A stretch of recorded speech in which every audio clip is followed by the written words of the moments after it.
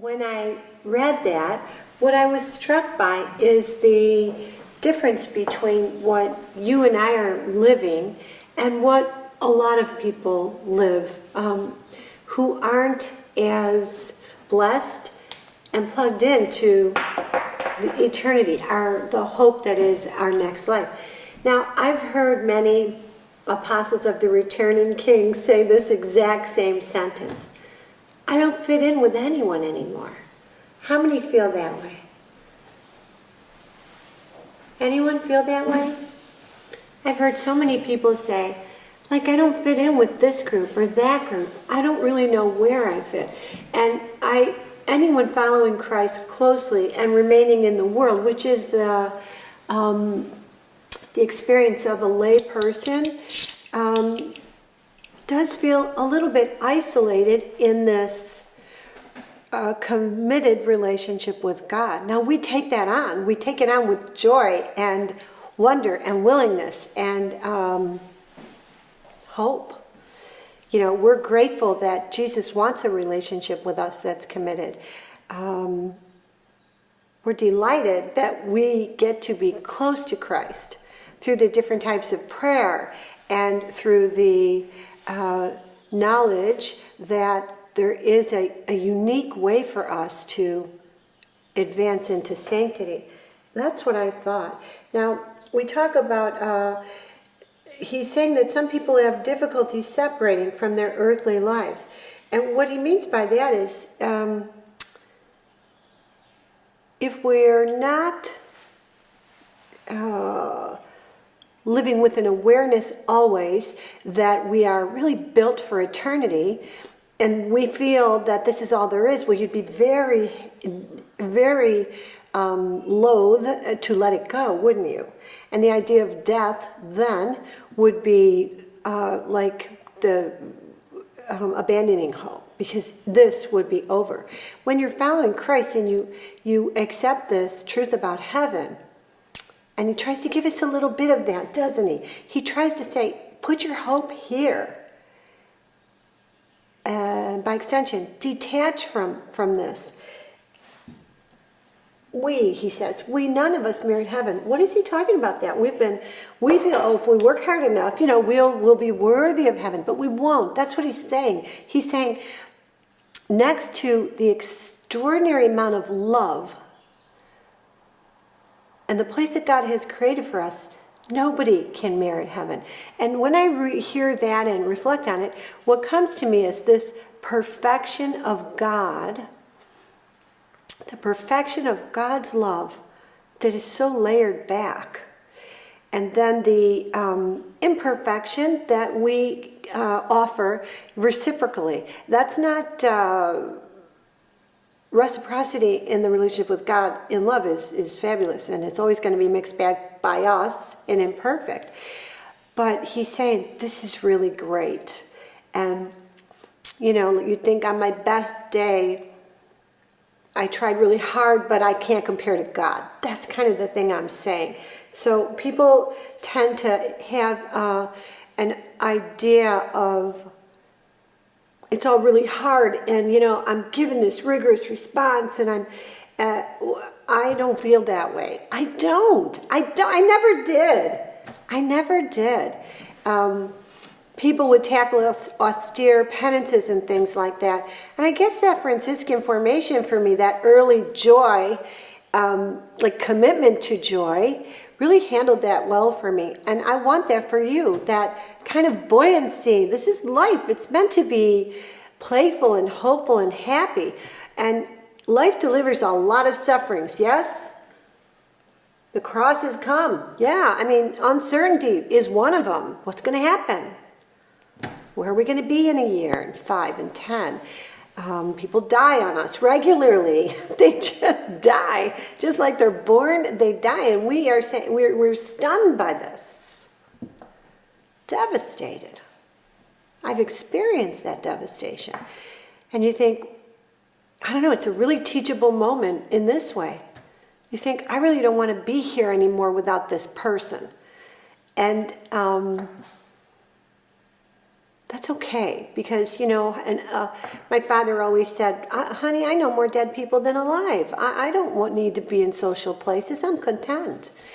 And for him, heaven was about reunion. And that was good. You see, he thought like an apostle. What am I saying? I'm saying here, we are different. We are living a different experience of life.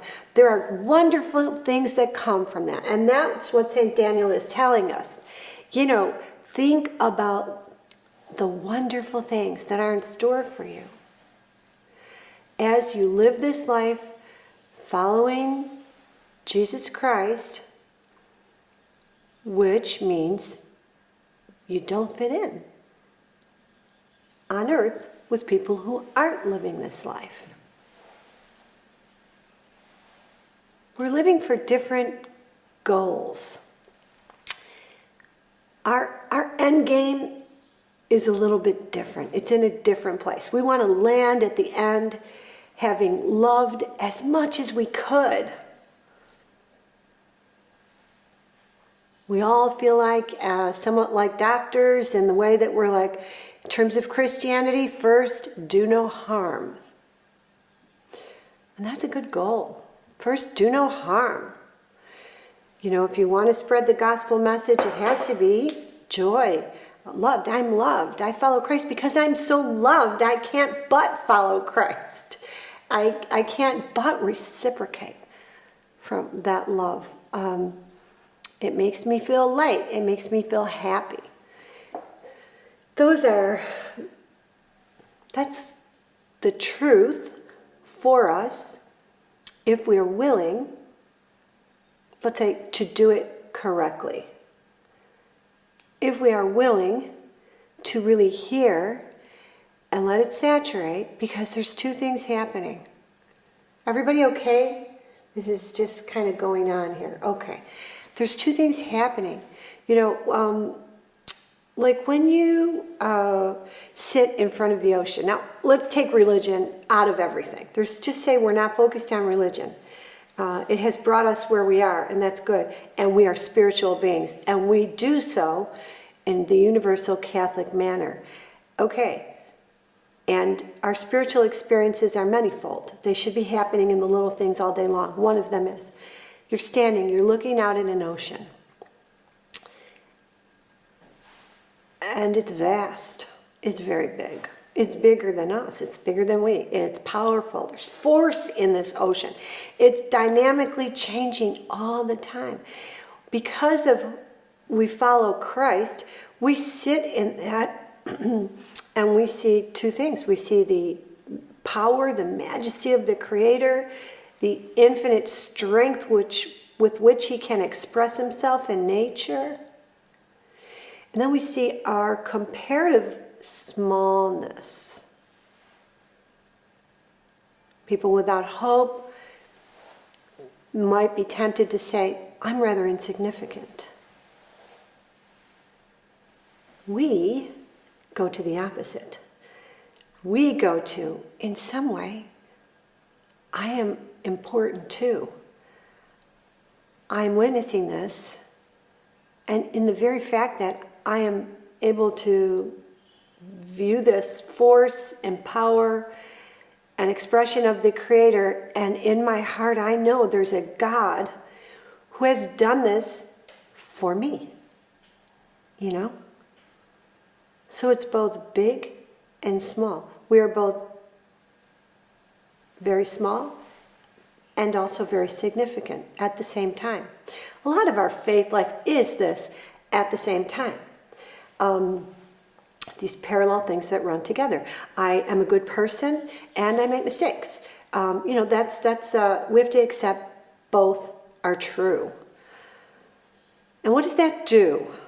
What does that do? It stretches us. It stretches the mind. It pries open the mind, which wants absolutes, and it invites us into mystery. Mystery can be hard work.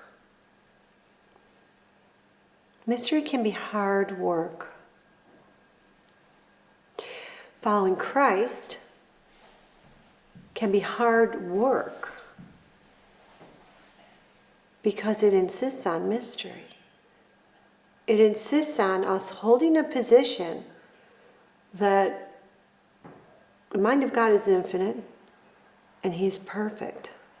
And my mind, on its best day, is limited and requires stretching. So we're always going to be stretching. We have an awareness of our past and an understanding that we don't have a full awareness of our past. We might have a list of things we've done or achieved or accomplished. If we have a side-by-side list of mistakes and flaws and failures. And those are always going to be human lists. God has something more for everyone. The Spirit is flowing in and out of those lists, explaining, consoling, prompting, wondering, demanding growth, stretching, humility. How many here have made a magnificent mistake and gained humility from it? Anyone? Anyone? Okay. If you allow your mistakes to offer you greater humility, well, then you become like a saint. And everyone's doing this thing about saints. Oh, because they're so good. They're so higher than me. We're all here trying. We're all here trying. Humility is knowing your place. You're just someone else who's trying. You're not better than anyone. And really on most days, you're probably not worse. It's all just about wrestling with the demands of the human psyche and body. What am I doing here with you? I'm offering you thoughts that can stretch your thinking about your decision to follow Christ and about how we follow Christ. There's always a little something that needs adapting, changing. I love humility because it's simply knowing your place, knowing who you are and who you're not. I worry sometimes about too much attention to the lives of the saints because it's good to study their concepts like humility, their charity. And not in a way that's like, oh, great charity. No, in a way like, where could I do with more charity? And what would that look like for me? Guys, that's contemplative prayer. And the pursuit of holiness is the pursuit of change, transformation, transcendence. You know, how do I want to hold myself in the world? I've got plenty of glasses here, that's for sure. Okay, now let's move.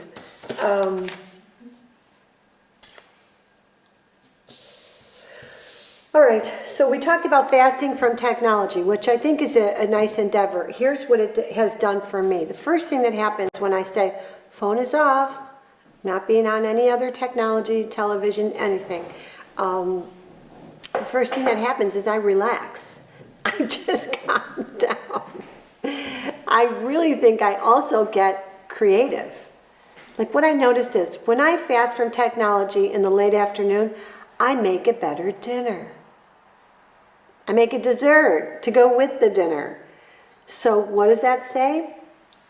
For me with my duties, it frees up libido for creative execution of my duties, for more creative execution of my duties. That's the first thing I garnered. I have to say I didn't have any suffering from fasting from technology. It seemed more to me like rather a gift or, permission. There's another little piece to it. I had to say, gee, I'm not that important in everyone's life. They're probably going to be fine without me. All of my children and everybody, they'll probably do just fine if I clock out for an hour. So there was that piece, and taking your self-importance and letting it come down to a reasonable level. Okay? So the three questions we talk about: who am I? Who is God? who are we together? I want to just talk about that for a minute. I'll tell you a story. There was a woman who works in a hospital, and she works with veterans. So she'd go around to the rooms and do what she could. Now, at one point, there were a lot of COVID cases in the hospital, so it was intense. And they could do what they could do, and they couldn't do what they couldn't do. I mean, we have limitations, and that's the way it is. And you had a lot of medical personnel calling in sick because they were sick. So that strained the team too. So going around to all the rooms, there are male veterans in this area of the VA, and she went as fast as she could. One of the things she said is, I was driving home and I was thinking, oh my God, that was so intense. We never stopped, no lunch, no breaks, nothing. Just kept going to get the critical care dealt with. And she said, it really bothered me going home because I thought, I'm sure kind to everybody, but she said, I like to shave, get everybody shaved, because she said the men do better if they're clean shaven, and on their own they won't do it. Often some just require help, they can't do it. And so she drove home like, oh boy, that was like a real imperfect offering. I wish I'd done more. And she was discouraged by the fact that she hadn't been able to get to that. Although she went into work, she intended to do it in every room. So then she goes in later, another day, and there was one patient, let's call him Pat. And Pat was partially blind, and she said, I watched him day after day, and he was just giving up. The hospital was bad for him. He was giving up. So he was deteriorating. So on the night in question, where she was going from room to room quickly to see to all the needs, but didn't shave anybody, she went into his room, and she could see he was just shrinking mentally and emotionally. And so she took care of him, and she said, Pat, you got to listen to me. You got to get up out of this bed, my friend. This is not going to go well for you. You have got to get up and move. You got to walk, and you have to move. And she finished her work, and she went home. So flash forward, she goes back in one day, and he's sitting in a chair.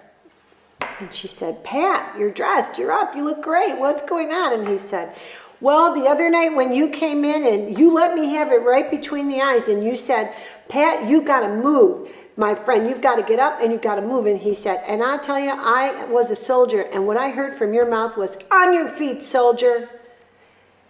And he said, I got that message loud and clear. I'm going home. I'm going to take care of my wife because there are others to take care of her, but she wants me. And he said, I was feeling sorry for myself, and that's over. I'm going to go home and do my duty. So she felt great about that. And as I heard the story, here's what I thought. Always we have this, I'm calling it arrogance in an affectionate way. We're affectionately saying, we're saying, I had my plan for the night. I was doing this and this and this. I was going to be a great person. I wasn't going to be a good nurse. I was going to be a great nurse. We're all doing this somewhere. And there's always a big difference between what we want and what God wants. Now, they harmonize. He gets through us and is fine. My point is, she did what God needed. She was serving God to the best of her strength and ability. And he had no problem getting through her. I guess what she could have accepted more was the limitation of her offering. This has to be what God's asking me because I can do nothing more. Do you see?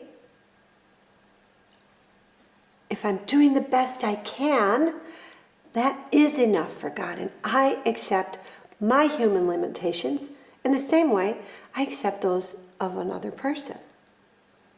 If you're doing the best you can, it's a little arrogant to say, whip, whip, I should be doing better.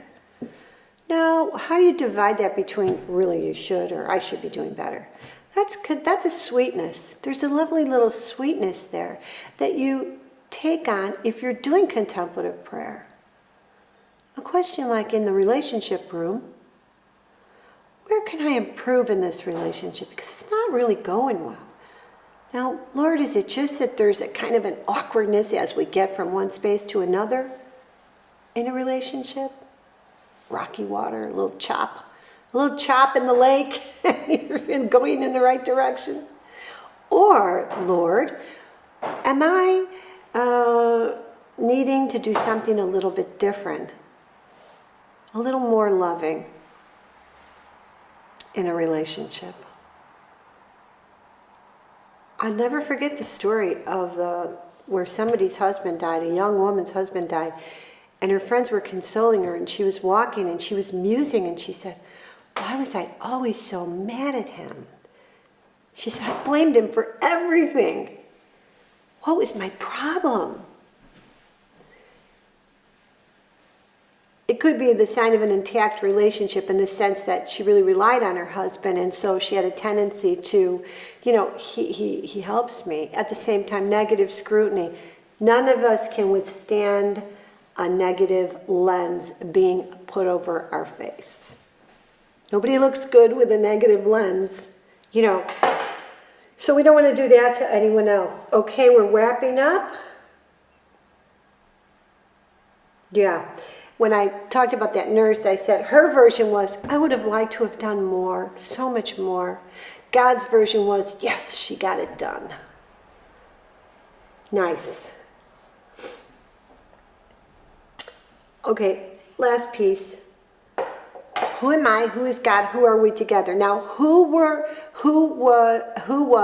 that nurse and God together? They were the ones contemplating Pat, and then with love and mercy and care and interest. And when she went into his room and said, Pat, you got to get up, man. This isn't going well. You need to get on your feet, move around, etc. He heard her because she loved him. He heard her because she was interested in him. I'm telling you the truth here. Spirituality is very earthy. It's very grounded, very imperfectly executed.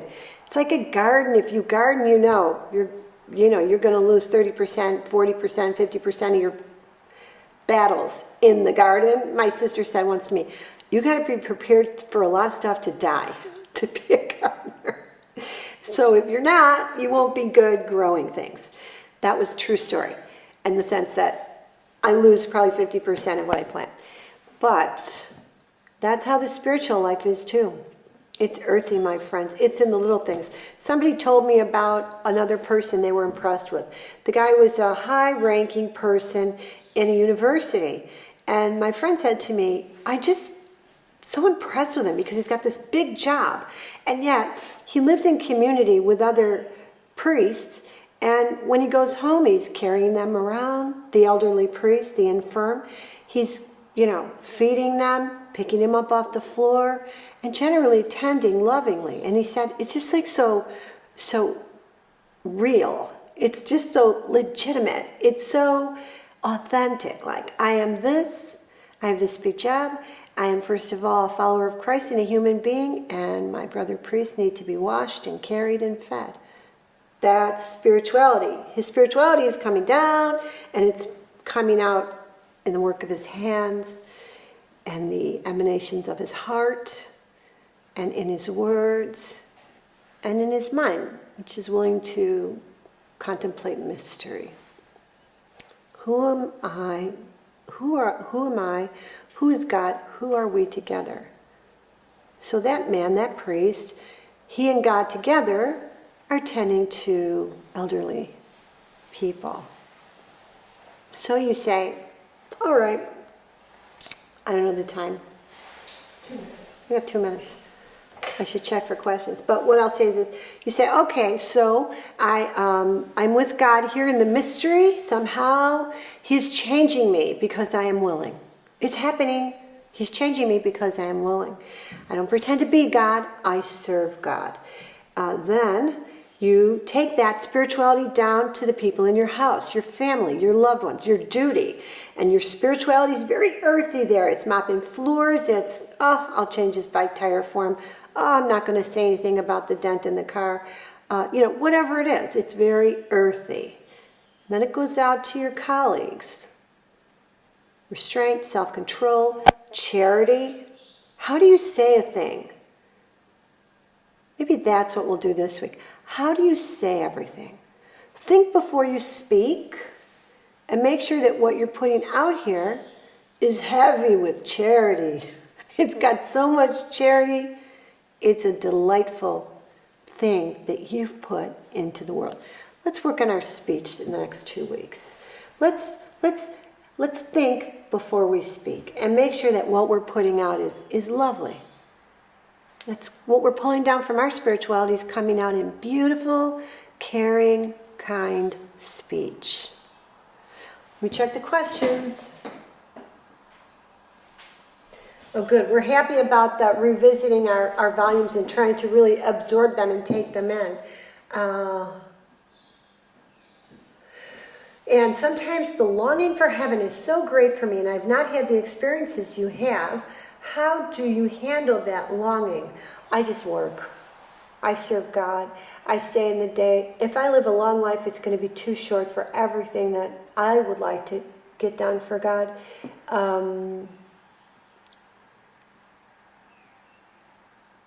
I don't let my longing for heaven interfere with the work of my hands, my heart, what I say, and the contemplation of God. You know? It comes and goes too. All right. How do I stretch my thoughts? Contemplative prayer. Look at a relationship where you're having trouble. Here's your answer. Look at a relationship that's hard for you. Take it into contemplative prayer and say, all right, God, stretch my thoughts. How can I view this person differently? There's probably a snapshot in your head of everyone you're having a tough time with, the people, and I would take it, rip it in little pieces, throw it away, and view the person from their eyes. Try to get back behind their eyes and say, wow, how are they experiencing life? What tough experiences have they had, and how might those have felt? How are they experiencing me and my tone?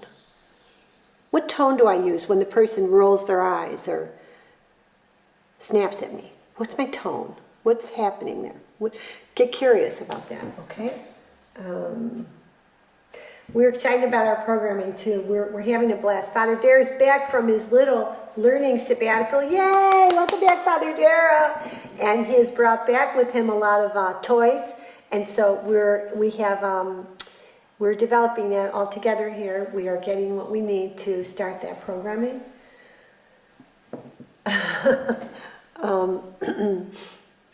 Oh, this is so funny. Michael Cuthbert said to everyone, stay in the forgiveness room as long as it takes. That's hilarious and good advice.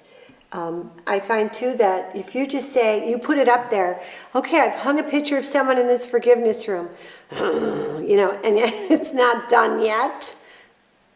Everybody works on it in heaven, and so you just have to hold the willingness, and it works out. I love you all. You look so beautiful. It's so good to see you. Lent is going great. Yeah, happy stuff. God bless you. We'll talk to you again.